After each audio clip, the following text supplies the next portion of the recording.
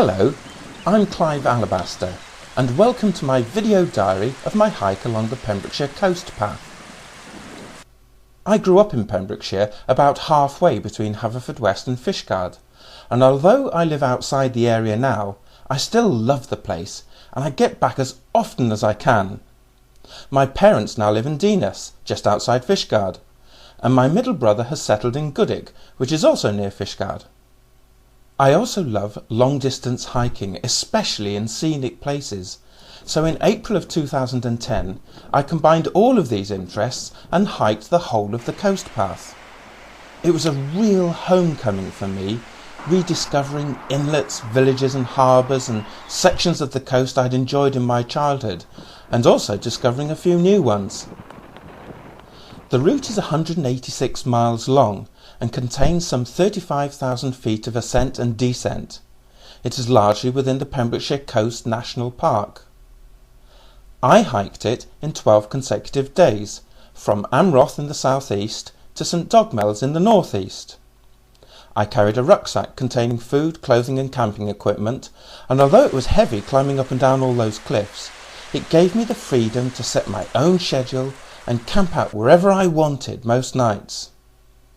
Anyway, I hope you enjoy the show.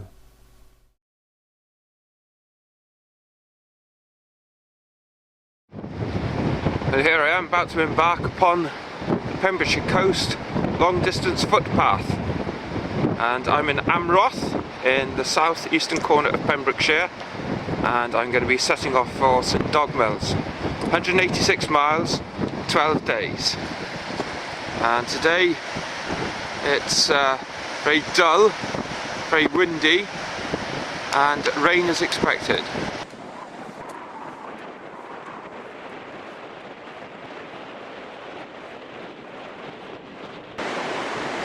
Got Lindsay with me for the first couple of miles, coming for a walk. This is the village of Amroth, and beyond that, you see Saundersfoot. Beyond that again, just about see a steeple in Tenby, St Catherine's Island. Beyond it again, Colby Island. Just past Wiseman's Bridge, and around that headland is Saundersfoot. But the route goes through the tunnels.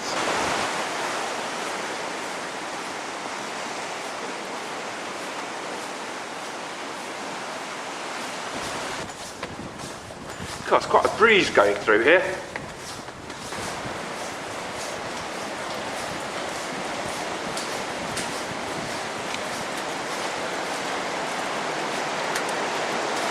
More tunnels.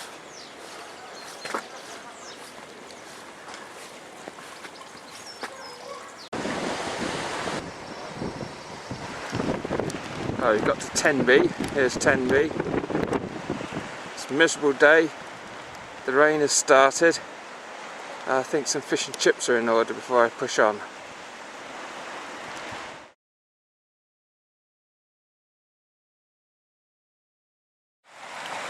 Well, yesterday evening I came round that headland about 7:15 and dropped down to Manorbier Beach, or Manorbier Bay, and you can see on out there are the headlands. That's what we're following, the acorn symbol, and this is where I camped last night. There's an awful lot of mess around, that's not all my mess, but I had a really comfortable night there, and I've got a fresh water supply down here, as you see, but in actual fact there's public conveniences and toilets and fresh water up in a car park just outside, just up there, and of course there is Manorbier Castle. So day 2, I've had a bit of breakfast and I'm looking to push on to Bosherston. This is the rather beautifully named Swan Lake Bay. Quite a climb to have got here, and then you can see beyond the headland fresh water. This is Freshwater East, going out towards Trent Point there, and beyond that Stackpole Quay and St Govan's Head.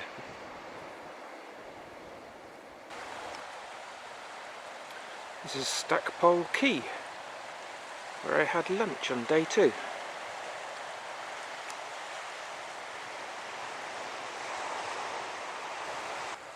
Actually, here is Stackpole Quay.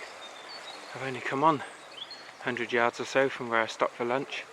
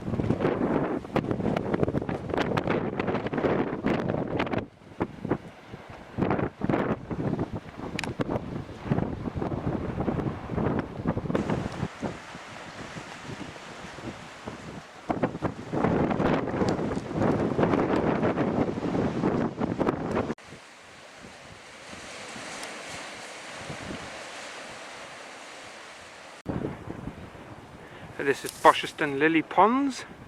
Not too many lilies out, but a little stream then flows down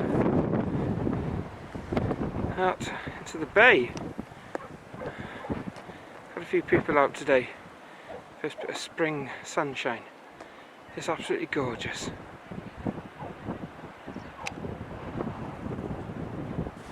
Okay, this is where I'm camping on the second night at Trevelyan Farm, just above Broadhaven near Bosherston, and the family have come out to support. Hey, here's Lindsay, Hazel and Glenn. So I've had a lovely meal, and it's getting late now, so I'll be going to bed when it gets dark.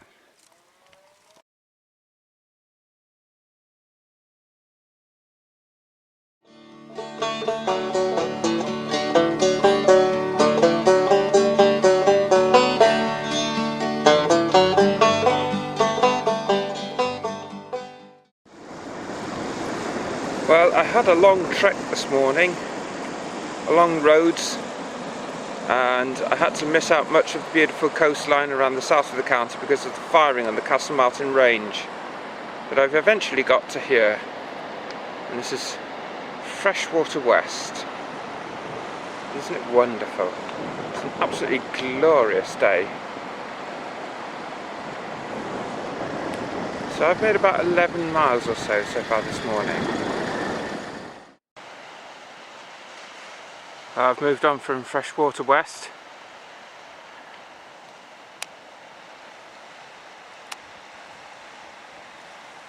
We've got some beautiful coastline scenery.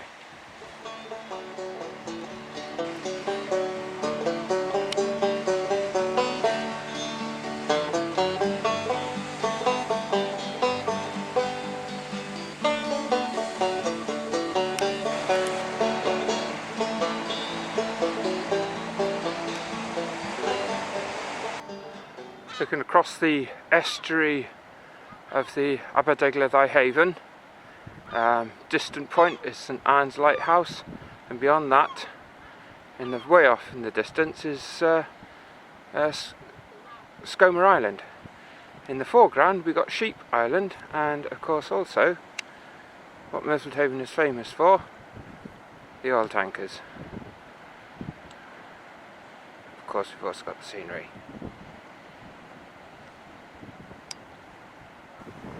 And we're now in the entrance to the harbour, the sort of Milford Haven estuary, and you can see down there too the ports and the stanchions for which all the large oil tankers can moor against.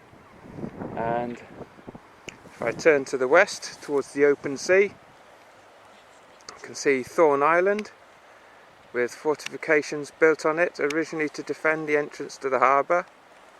And there have been various grandiose plans to turn it into a luxury hotel, but at the moment it remains just a derelict fort. Views of the haven and the inlet to Angle Bay. I'll be camping here for the night.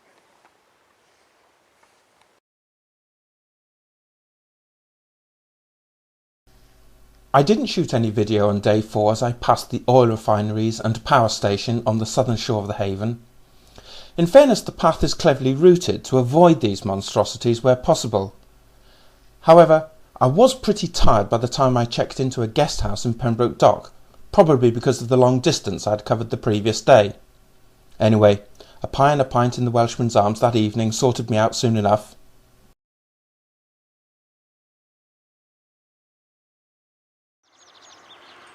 Well, yesterday, having walked round Angle Bay, past an oil refinery and a power station, I eventually arrived at Pembroke Dock by way of Pembroke Castle, which was very pleasant to see, and spent the night in a B&B. And I've just set off now on day 5, and I've got to the Cleddau Bridge, so I'll be crossing this to the northern shore and then making my way past Neyland, Milford Haven, and further on out to the west to Sandy Haven. Well, here I am mid-bridge, and this is looking out to the sea, and on the left, south bank, you see the Pembroke Dock power station and the oil refineries that I passed yesterday. And looking from the other side of the bridge, south towards Pembroke, looking then upstream, into the sun.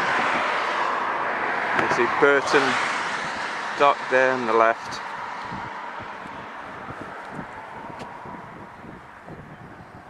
And to the northern shore. I got to Milford Haven for lunchtime, and it's another beautiful day. And then that's heading off in the direction of Haken, and that's the direction that the path goes. See, all of this is overlooking the waterway.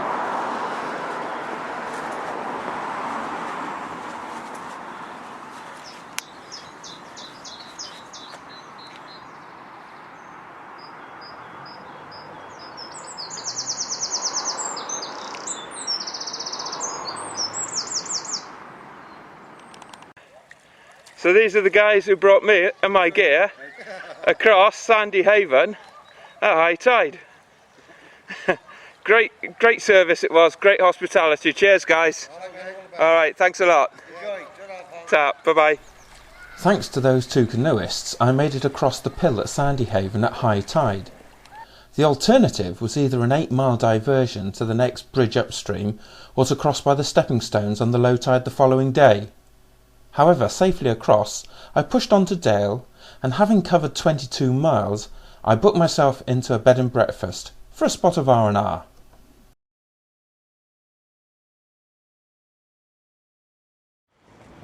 Well, I've got to St Anne's Head, a lighthouse and the lookout at this point. In fact, this lookout at St Anne's Head is now a private residence. There's the lighthouse.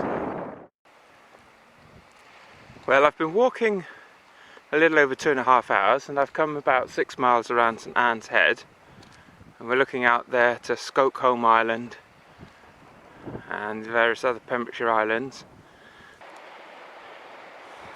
But in actual fact, if I just pan inland, we can see that my setting off point from Dale can only be about half a mile over there, but I've gone the 6 miles around the headland. Welcome to Marlowe's Beach.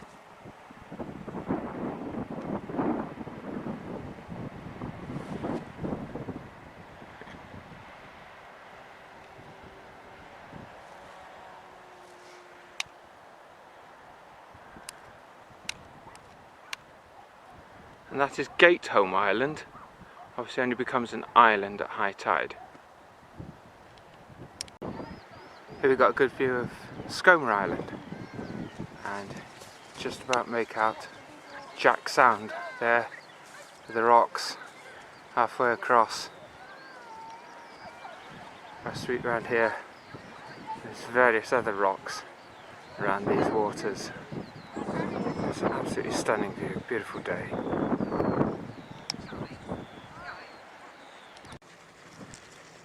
Okay, so this is Martin's Haven, and you can catch that boat out on a trip to Scomer Island, Grassholm, places like that. And if I scan slightly to the north, into St Bride's Bay, and away off in the distance it might just be possible to make out the St David's Peninsula. Well, end of day 6, and I've got to here, which is St Bride's, pretty little hamlet. I'm just outside the village itself, which is situated on this little inlet.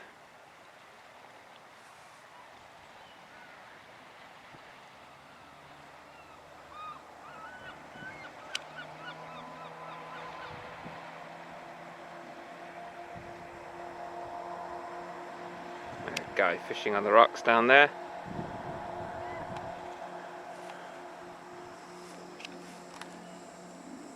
I'm hoping to camp just on this little patch of spare ground. It sits crucially outside the village because there's all sorts of dire warnings about thou shalt not camp in the village, so I won't.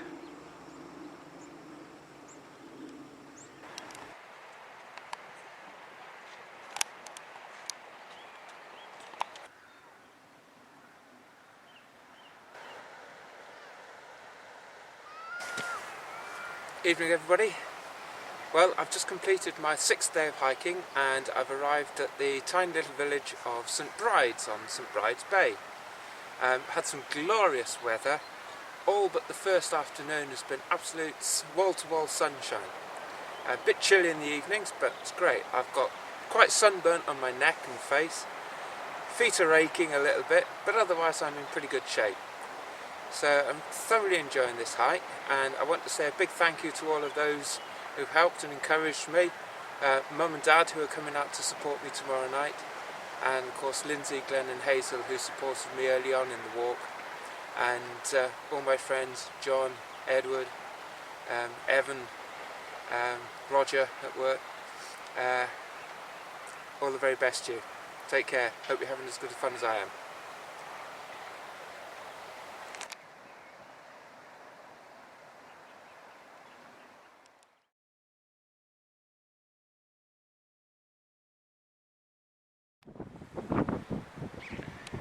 Well, away off in the distance, you might be able to discern the headlands that I've passed today and the stack rocks just faintly there in the foreground. Followed the bay around,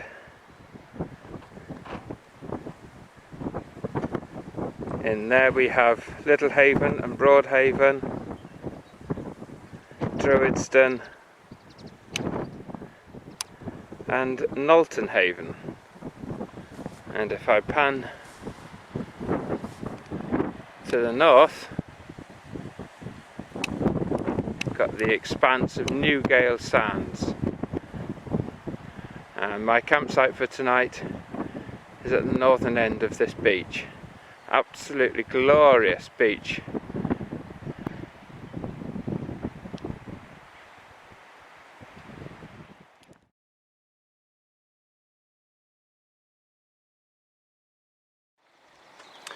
Well, I set off from my campsite in Newgale at about 8:15 this morning, and it's about 2¼ hours, and I've got here to Solva, which is very quaint, very pretty, very popular with the visitors. You see the river flowing out into the harbour. You can see across there the lime kilns, but no water, low tide. Oh, here's the harbour entrance to Solva. As you can see, it's another gloriously sunny day, and then following the inlet up to the village.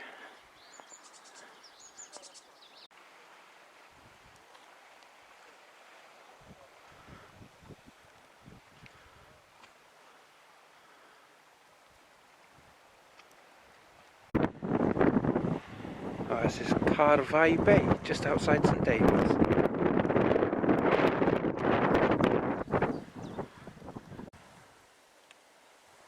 Well, this is St Non's, and St Non was the mother of St David. And there's the little chapel. This is now a retreat centre just outside St David's. And if we pan round here, the remains of that chapel I reckon to be the birthplace of St David. And there's a little spring just outside, tucked into this hedgerow. It also sort of marks the spot. A little shrine. And as I mentioned earlier, the spring.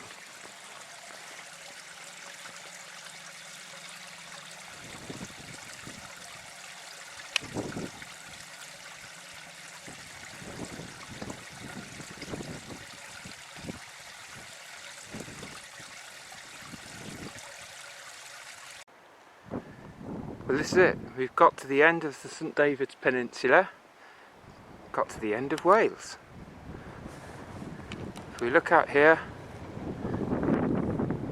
that is Ramsey Island, and the water between, Ramsey Sound, and it's absolutely treacherous. Scenery's turned really wild and rugged out here now. It's absolutely glorious. There's a cold wind blowing, but bright sunshine.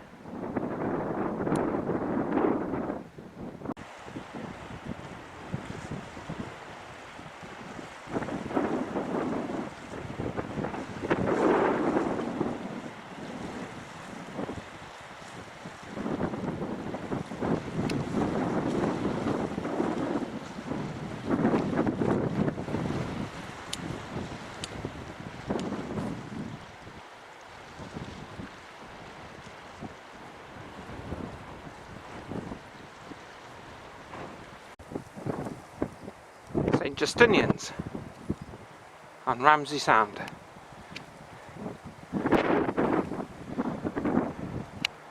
And a brave yachtsman.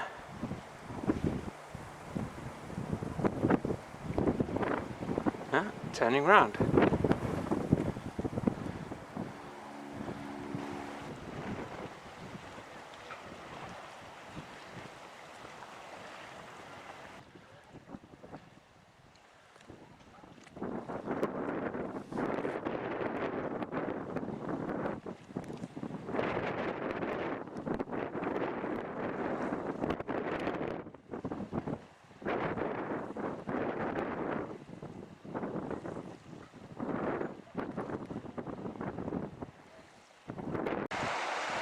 Well, I've at last got to White Sands on the St David's Peninsula, and I'll be camping here tonight on a campsite just off to the right.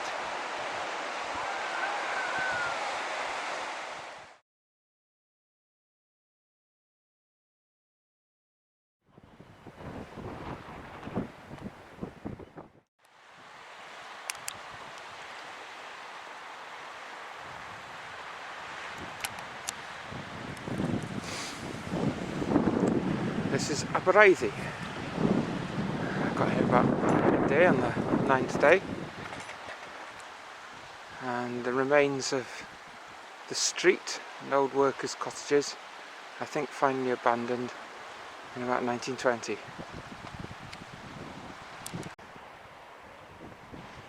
And this is the Blue Lagoon at Aberystwyth, and it's pretty much all that's left of the old slate quarrying works. On the approach to Porthgain, we pass the abandoned works of the old quarries that used to litter this area.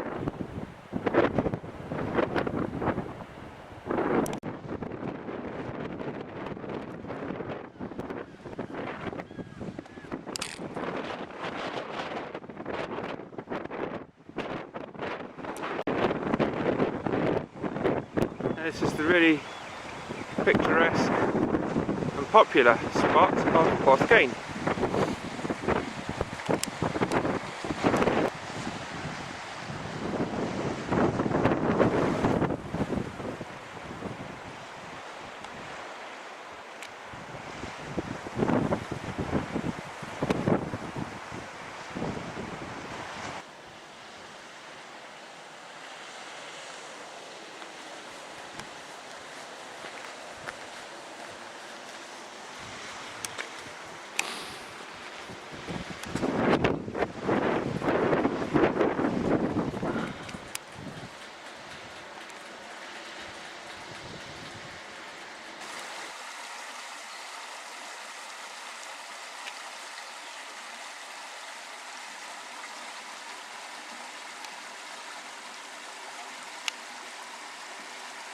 This is the quite idyllic campsite for my 9th night out in the garden of Tony and Wendy Bentley, and their garden goes off down to Aberbach Beach, which is just round the headland from Abermawr.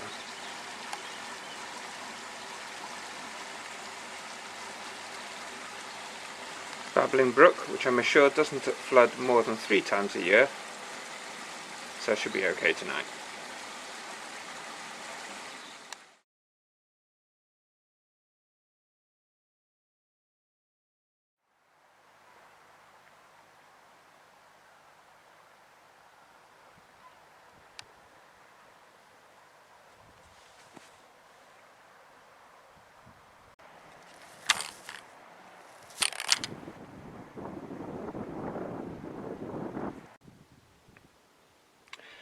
This is a memorial stone set in 1897, and it's inscribed in English and Welsh, and the English language version is Memorial Stone to the Landing of the French, February the 22nd, 1797.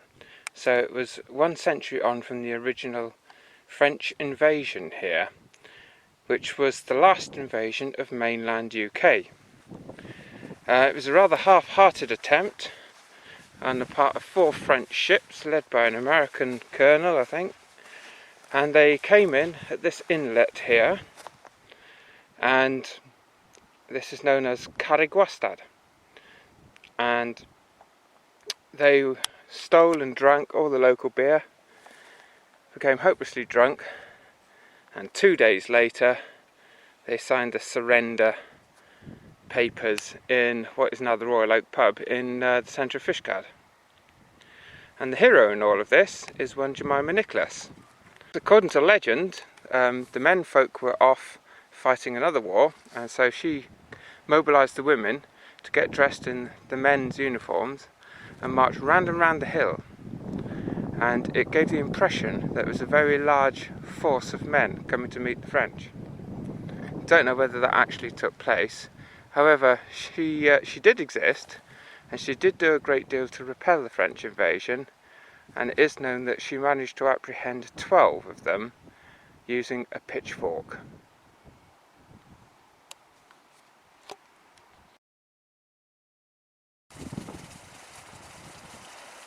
Two seals on the rocks there. In fact, there's a third one swimming around just in the bay as well.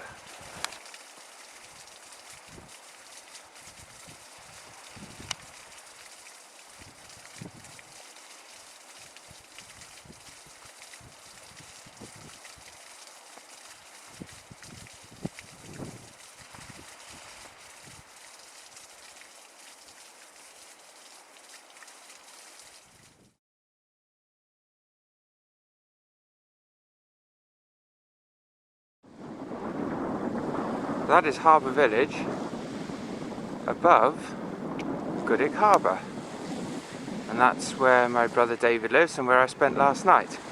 This is the harbour itself, the ferry to Ireland. Boat's out at the moment. And this is the rest of Goodwick.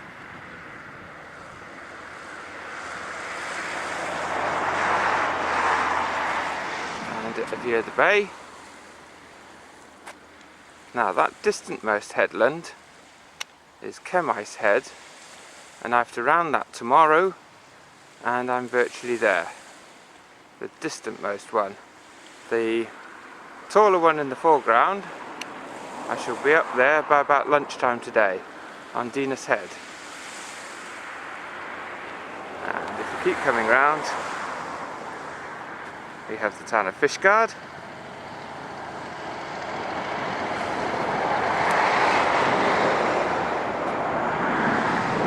This is where it goes.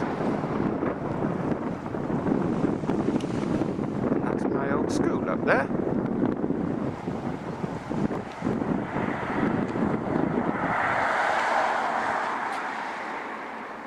Goodwick Moor. And completing the 360-degree panorama back to Goodwick.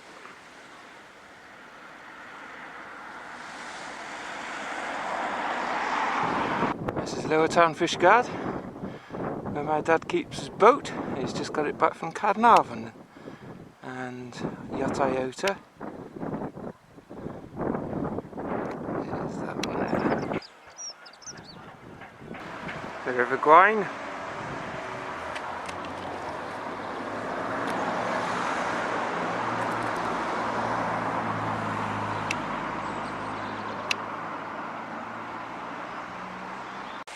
And here we are at Aberbach.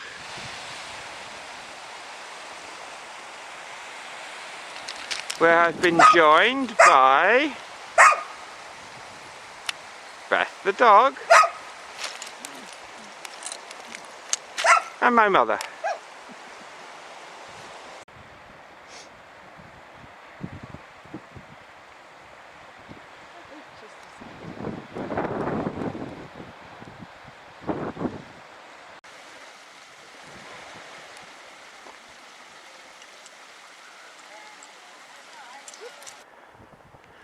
And I'm on the top of Dinas Head here, and if I look west from where I've come, we've got the distant point of Penanglis and Caragwastad behind that, and that I passed yesterday, and then we come into Fishguard Bay.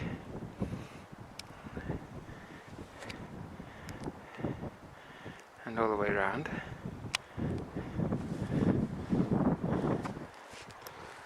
And in the other direction, the remainder of my route for today, down there to Cwmberegloes, and along this coastline, Newport. And there's Newport Sands.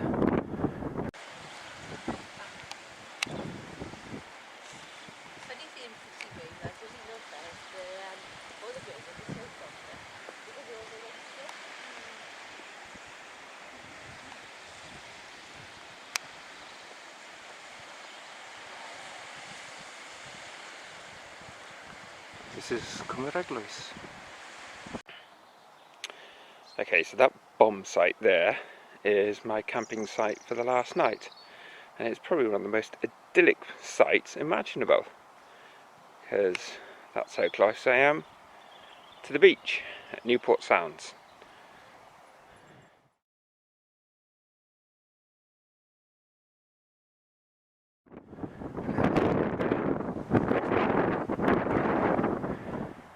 Tomorrow I'm going to go out there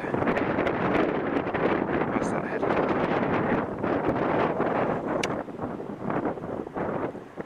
past that one, and then turn into the inlet the other side, which is the estuary of the Teifi, and that'll be done.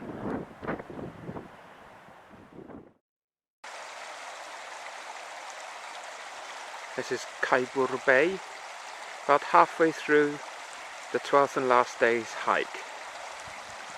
I'm not far from Chemice Head, and then Poppet Sands and St Dogmell's at the end. I've got about 8 miles to go.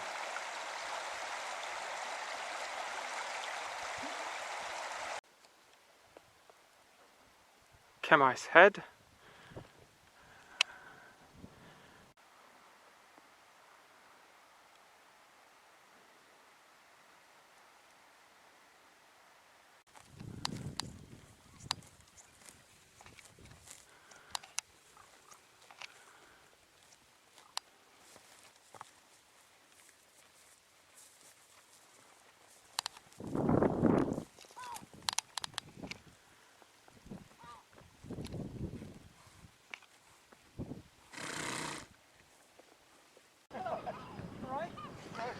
And here's the little memorial at the start-finish in St Dogmell's. Rather fitting.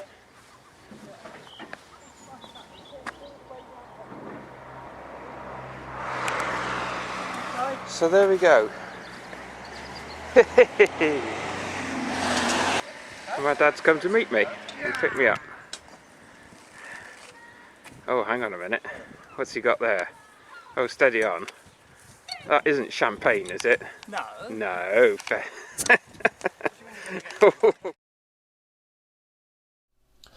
Well, you bet I enjoyed that beer, and a couple more like it that evening.